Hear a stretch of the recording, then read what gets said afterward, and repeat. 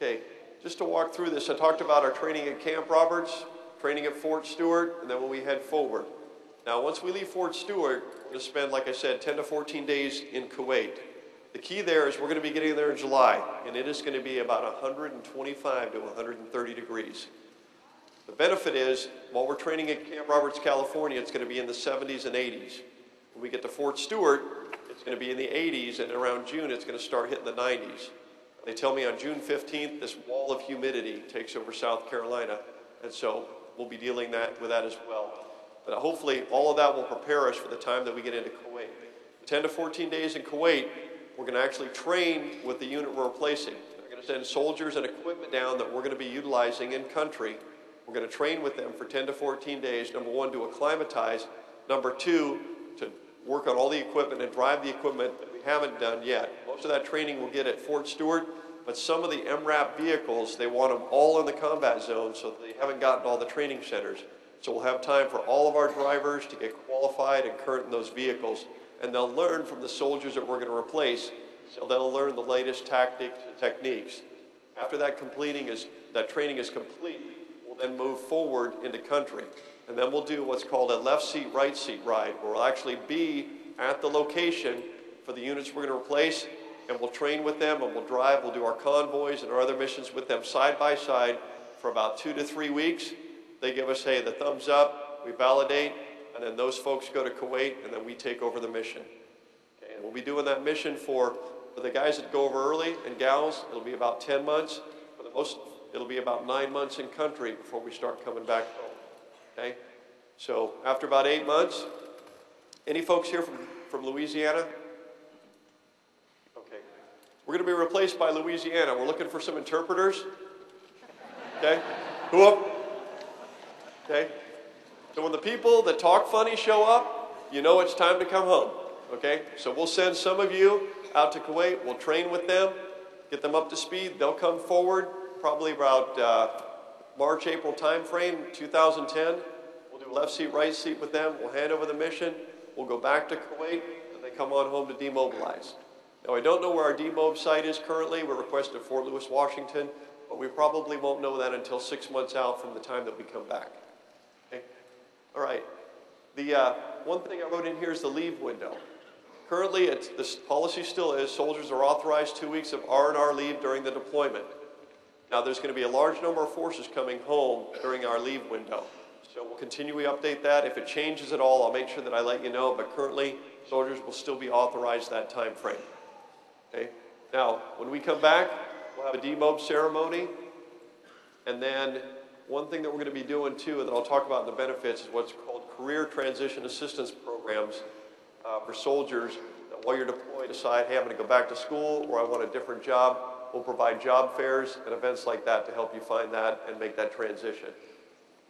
Okay. And then about 90 days after we get back, because we're going over as a task force, we'll go back to our original MTO organizations when soldiers come back to start drilling again.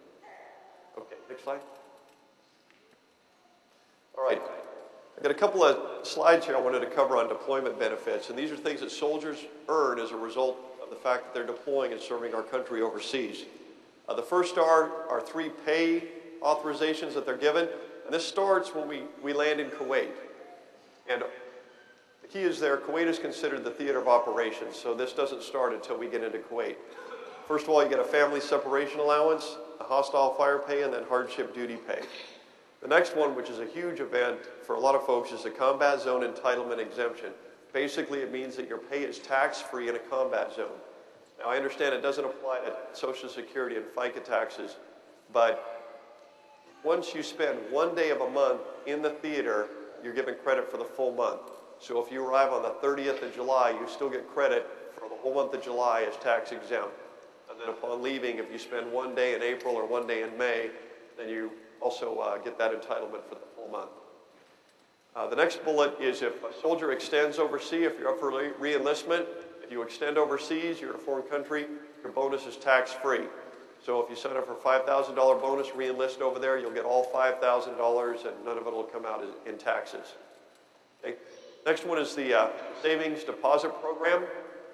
Soldiers are authorized to put up to $10,000 into a savings deposit that is guaranteed 10% return.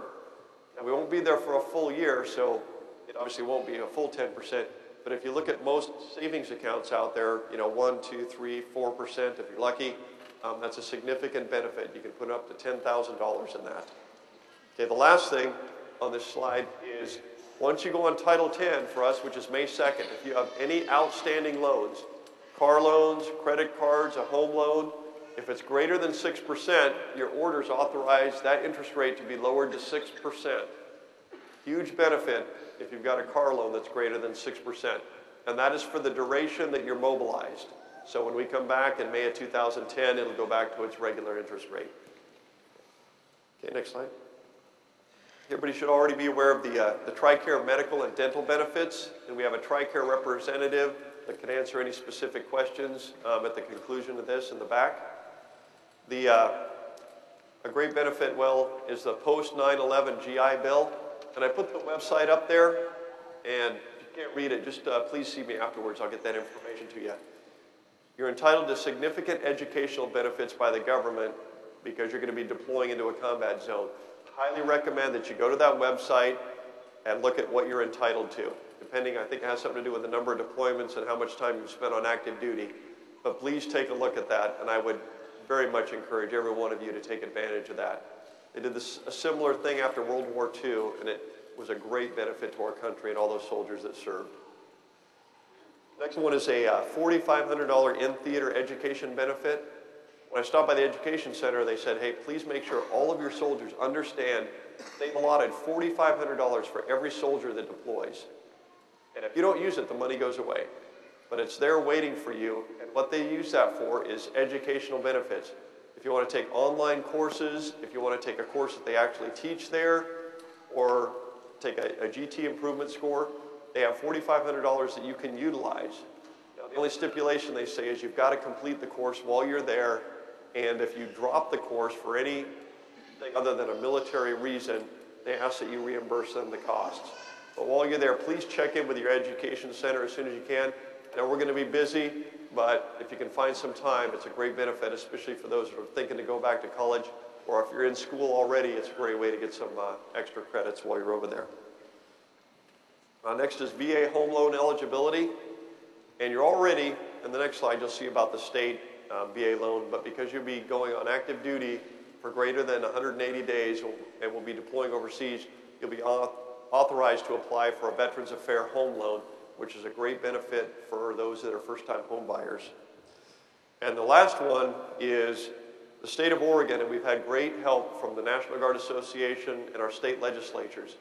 If you deploy for the year that you're gone, the calendar year, you're authorized a reduction if you own property of the assessed value of your property of $60,000. So if you own a home that's worth $150,000, you only pay state tax on $90,000 of that, okay? And that's the assessed value. In Marion County, I think the average soldier that did that they got a $1,000 check back at the end of the year from the state, okay? Now, because we're deploying in 2009 and 2010, you're entitled to this for both years, both 2009 and 2010. So a great benefit, once again, for property owners.